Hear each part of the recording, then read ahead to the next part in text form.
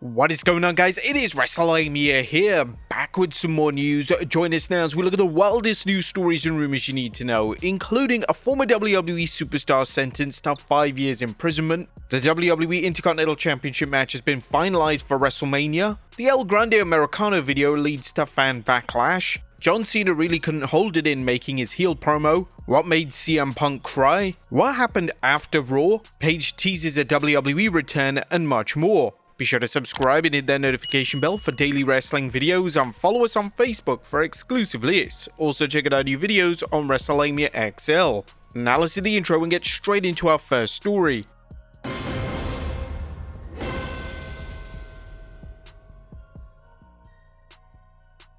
Our first story looks at a former WWE superstar sentenced to 5 years imprisonment. At top of today's news is an update on former WWE star and UFC fighter Cain Velasquez, who's been dealing with a criminal court case following an alleged shooting in 2022.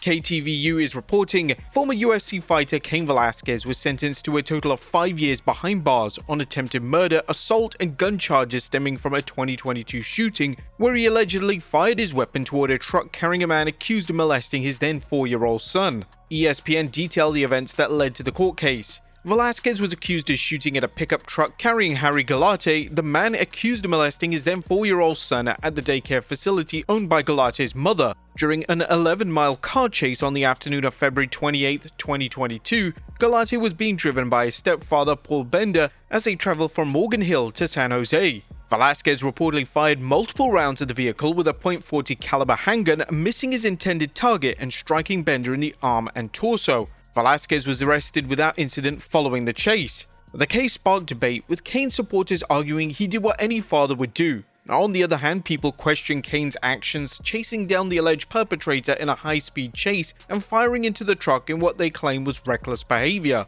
Whatever the case, Cain Velasquez accepted responsibility for his actions and the court's sentence.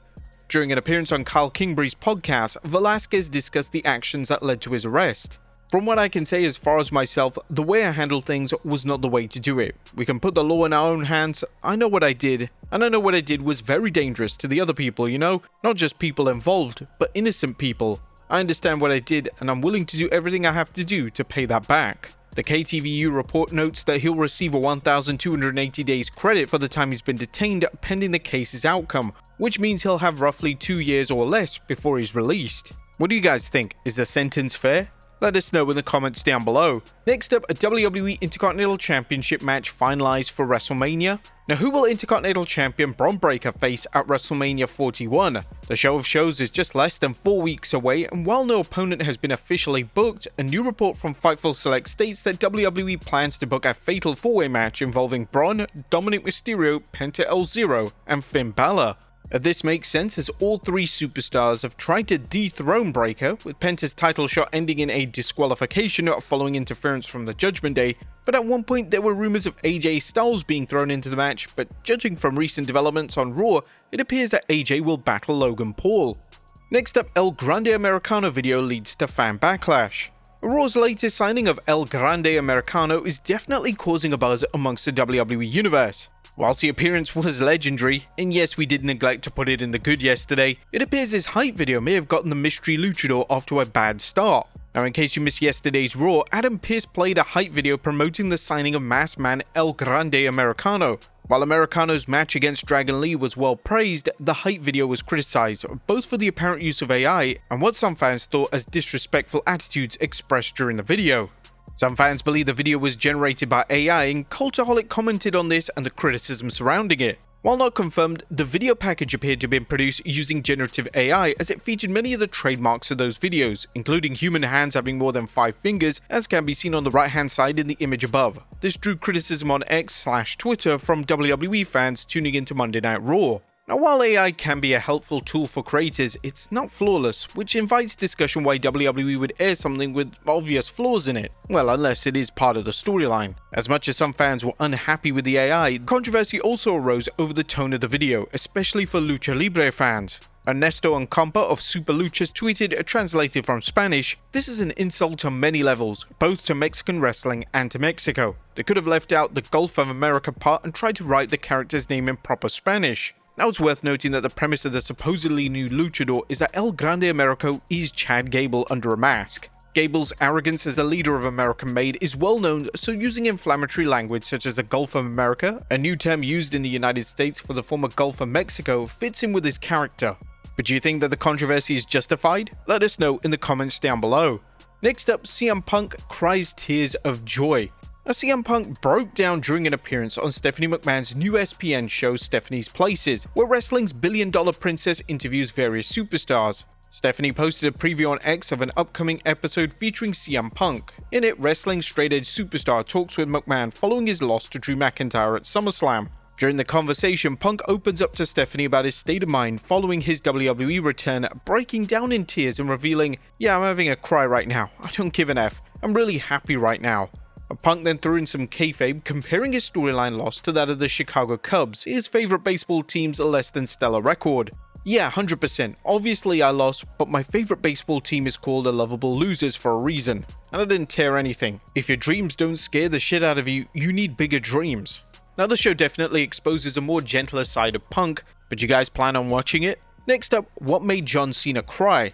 While it seemed like business as usual for Cena as he's badmouthed WWE fans and promised to win the WWE Undisputed Championship and retire with it, a close look at Cena's face shows him tearing up during his first promo as a heel. Fans are already talking about whether the heel turn, which rumor has it was originally pitched for Cody Rhodes, is affecting John following decades as a babyface, especially in light of the record number of Make-A-Wish appearances he's made. The WWE Universe is seeing a very different side of John Cena following the longtime babyface's recent heel turn, but judging from Cena's reaction during his latest promo, it's surely ripping him up inside as he delivers a hateful speech to the many fans who have followed him over the years. Next up, what happened after Raw? Raw closed out with, weirdly enough, the Judgment Day standing tall, attacking both Penta and Bron Breakker after their match with the Intercontinental Championship on the line. However, things didn't end quite there for the Judgment Day. As the cameras went off the air, the stable would head straight into a match with Cody Rhodes, CM Punk, and Rey Mysterio. And the match only lasted a few minutes as Punk would hit the GTS on Carlito, which was followed by a crossroads for the victory. Since Punk was a legal man, he made the pin with Rhodes humorously and probably unnecessarily holding him down. During that match, both Liv and Raquel Rodriguez would get ejected from ringside in probably the most hilarious way possible, as a referee would roll up and cartwheel their asses out there. Damn, you really only get the best moments when the cameras are off. Next up, WWE were testing Tiffany Stratton. Now we did touch briefly on the news of whether Charlotte Flair intentionally went out of her way to bury Tiffany Stratton during their exchange on SmackDown, as it was clear Tiffany had difficulty in keeping up with the veteran. Well, it seems that WWE were testing her in a sink or swim situation, as Fightful Select reported, definitely there were some people that were like, "Oh, Charlotte definitely handled business on that one." Then there were some others that felt Tiffany was put in a sink or swim situation, and they didn't say that she sank, it's just that Charlotte Flair is a better swimmer, and there's nothing wrong with that. I don't believe Charlotte went off script or anything like that, but it does seem like she knew everything that Tiffany was going to say and had something for that. I don't know the level of improvisation there, but there were a lot of people that said, "Yeah man, Charlotte looked really good in that segment and Tiffany didn't," but I feel like that should be by design. Wrestlers at times have to be put in difficult positions to test their full abilities. Sadly, in this case, it really did expose Tiffany's weaknesses. Hopefully she'll one-up her on the next episode of SmackDown. Next up, Paige teases a WWE return. Now with Saraya considering a WWE return, the former AEW Women's Champion is still signed to AEW after reportedly inking a one-year contract extension. However, Saraya, who rose to national prominence in WWE as Paige, hasn't been seen in AEW since the 8th October edition of Dynamite.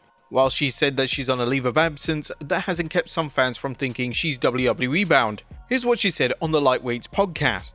"Yeah, I mean, I feel like at this age and time, there isn't really a spot for me right now. I feel like everybody's got their own thing. Eventually, I love wrestling, I will be back at work at some point, but right now it's good. They don't need me. Now, while she didn't directly mention a WWE return in the podcast, she hinted at it on X, tweeting, "Tear the stars out from the sky." Definitely a reference to a WWE theme song titled Stars in the Night. Saraya's current AEW deal is expected to expire in September, and there's currently no word on whether AEW will add time to it for the sabbatical that she's been on, so a WWE return can't be ruled out. Nevertheless, judging from this interview and recent ones, it appears that Saraya sees a wrestling career winding down very soon. Would you guys like to see her back in WWE? And finally, WWE signs a deceased superstar to a Legends contract. And last but not least, interesting news concerning former WWE superstar Crush, aka Bryan Adams, as WWE have offered the family a Legends contract. Now, Crush passed away in 2007, but during an appearance on the Power and Glory podcast, Bryan Adams' son Royce Adams explained how things got started. I started seeing rumors and stuff online and all that. Oh yeah, Demolition Legends, Axe and Smash are on a Legends deal. I'm like, that's pretty cool. Then sure enough, I get a call and this guy tells me, yeah, I'm with the WWE. We're trying to reach out to the family, the owners of Crush's estate. I'm like, okay, yeah, this is Royce, his son. And Bryan Adams got his start in the WWF as Crush, who was added to the tag team Demolition after Demolition Axe was sidelined with health problems. Crush later broke into single stardom, working as babyface Kona Crush before turning heel. He then later enjoyed success in WCW as one half of the tag team Chronic before his untimely passing in 2007. Royce explained what happened after WWE officials tracked him down, saying, "So anyway, yeah, he reached out to me and my mom, and we agreed to sign the posthumous contract, I guess you can call it, and yeah, so that's how my dad is now part of the whole Legends thing with the rest of Demolition." And now that Crush is signed to a Legends deal, could this lead to WWE inducting all 3 members of Demolition into the Hall of Fame? But there you have it, folks, the wildest news stories and rumors you need to know. Be sure to leave your comments down below, and I'll see you next time with some more wrestling content.